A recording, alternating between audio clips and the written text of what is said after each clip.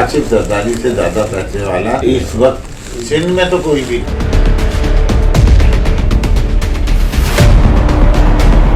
Paris में एक property बिकी थी आज से 15-20 साल पहले, और उसमें प्रिंस करीम आगा खान ने भी उस ऑक्शन में शिरकत की थी, लेकिन वो ऑक्शन में सबको आसिफ जरदारी ने बीट किया था।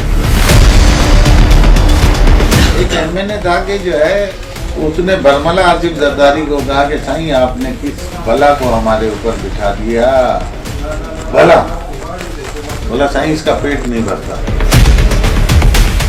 ये हैं डायरेक्टर SBCA ज़हीर अहमद उर्फ ज़हीर उस्ताद उर्फ ज़हीर काला, जो अपने ऑफिस में बैठे नजर आ रहे हैं और वीडियो में नजर न आने वाले अफराद के साथ बिला तकल्लुफ गुफ्तगू करते हुए साबिक सदर आसिफ अली जरदारी और उनकी हमशीरा फरियाल तालपुर के बारे में हैरत अंगेज इंकशाफात कर रहे हैं। सिंध बिल्डिंग कंट्रोल अथॉरिटी के लाडले डायरेक्टर ज़हीर अहमद उर्फ ज़हीर काला ने साबिक सदर आसिफ अली जरदारी को सिंध का सबसे ज्यादा दौलतमंद शख्स करार देकर कहा कि पीपल्स पार्टी के शरीक चेयरमैन मारूफ बिल्डर्स मलिक रियाज और आदम खान जोखियों से भी ज्यादा अमीर हैं, क्योंकि आदम खान जोखियों ने तो सिर्फ 100 अरब रुपए मिल्कियत जाहिर की है। आसिफ जरदारी ज्यादा पैसे वाला नहीं, आदम खान जोखियों ज्यादा पैसे वाला। आसिफ जरदारी से ज्यादा पैसे वाला इस वक्त सिंध में तो कोई भी। अगर किसी को ये घमंड हो के मलक रियाज है तो मैं मुझे याद है कि पेरिस में एक प्रॉपर्टी बिकी थी आज से 15-20 साल पहले, और उसमें प्रिंस करीम आगा खान ने भी उस ऑक्शन में शिरकत की थी, लेकिन वो ऑक्शन में सबको आसिफ जरदारी ने बीट किया था।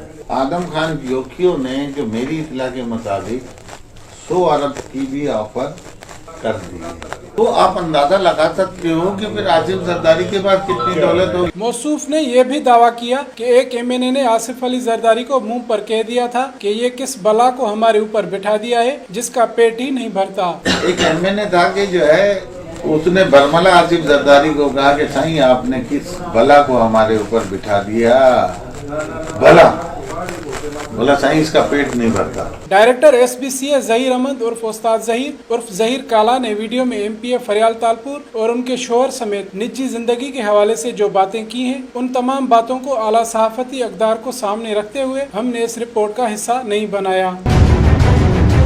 सर्टिफाइड करप्ट अफसर के नाम से बदनामी पाने वाले ज़हीर अहमद ने इस मौके पर करप्शन के हवाले से भी अपनी फिलॉसफी झाड़ने की कोशिश की और कहा कि हम जो पैसे लेते हैं वो आपकी नज़र में करप्शन होगी, पर हमारे लिए इजी मनी है, क्योंकि कभी 120 गज वाला भी 2 लाख रुपए दे देता है तो कभी 2000 गज वाला 20,000 भी नहीं देता। जिसको आप करप्शन कहते हो, बात ये है हम उसे इजी मनी कहते हैं।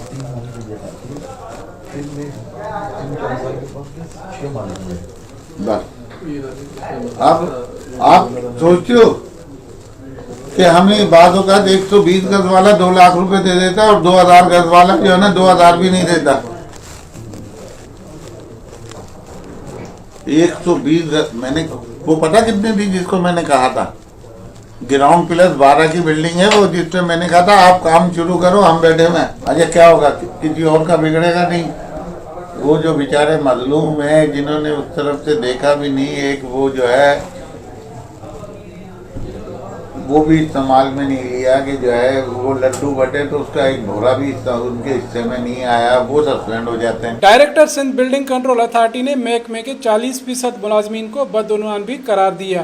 30% जो है ना डिपार्टमेंट के लोग गिल्टी होंगे, वो भी मजबूर है। वो बोलते हैं एक कत्ल की सजा मौत है तो एक कत्ल अपने लिए भी कर लो, या 6 कत्ल दूसरे कर दें, उसका इल्जाम तेरे पे तो 7वां तो खुद ही कर ले। साबिक सदर आसिफ अली जरदारी और उनकी हमशीरा फरियाल तालपुर के बारे में हैरत अंगेज इंकशाफात करने वाला SBCA का ये डायरेक्टर ज़हीर अहमद उर्फ ज़हीर काला है तो डिप्टी डायरेक्टर, पर करप्शन के नित नए तरीके ईजाद करने के बायस सलीम रजा खोड़ो सिस्टम की आंख का तारा बना हुआ है और इकबाल मीरानी के खुसूसी आशीर्वाद से गैर कानूनी तौर पर जिला साउथ के डायरेक्टर की सीट भी संभाले हुए है। SBCA के इस इंतहाई करप्ट अफसर को गैर कानूनी तामीरात का मास्टरमाइंड भी कहा जाता है, जिसके बायस इसे उस्ताद की उर्फियत मिली। सुप्रीम कोर्ट के अहकामात पर जिन महा करप्ट अफसरान को मुअत्तल किया गया था, इनमें ज़हीर अहमद का नाम भी शामिल था। लोकल गवर्नमेंट की जानिब से की गई आला सतही इंक्वायरी में इन पर गैर कानूनी तामीरात में मुलव्वस होने का जुर्म भी साबित हो गया था। बाद में इस शर्त पर बहाल किया गया कि वो गैर कानूनी तामीरात की वजह से बदनाम टाउन्स में तय्युनात नहीं हो सकेंगे। कानून के मुताबिक ज़हीर अहमद उर्फ उस्ताद ज़हीर काला जब गैर कानूनी तामीरात में मुलव्वस पाए गए तो उनको मशरूत तौर पर भी बहाल नहीं किया जा सकता था, लेकिन जब गैर कानूनी और मशरूत तौर पर बहाल किए गए तो कुछ ही अरसे बाद वो शर्त भी खत्म करके उनको वही टाउन दिए गए जिनमें तय्युनाती पर पाबंदी लगाई गई थी।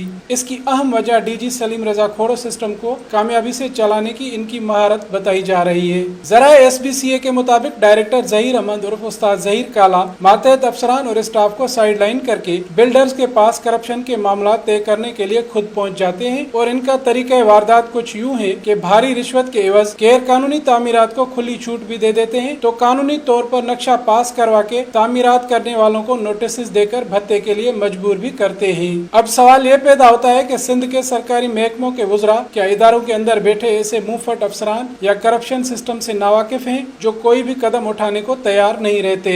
क्या मुतल्लिका वजीर SBCA में बैठे इस अनोखे किस्म के डायरेक्टर ज़हीर अहमद उर्फ उस्ताद ज़हीर उर्फ ज़हीर काला और डीजी सलीम रजा खोड़ो सिस्टम के खिलाफ कोई कार्रवाई करना पसंद करेंगे? आसिफ जरदारी से ज्यादा पैसे वाला इस वक्त सिंध में तो कोई भी।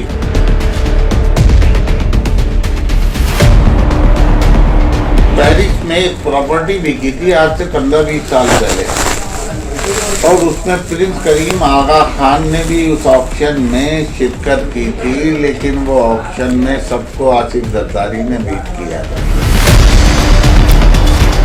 एक MA ने कहा कि जो है उसने बरमला आसिफ जरदारी को कहा कि साईं आपने किस भला को हमारे ऊपर बिठा दिया। भला बोला साईं इसका पेट नहीं भरता।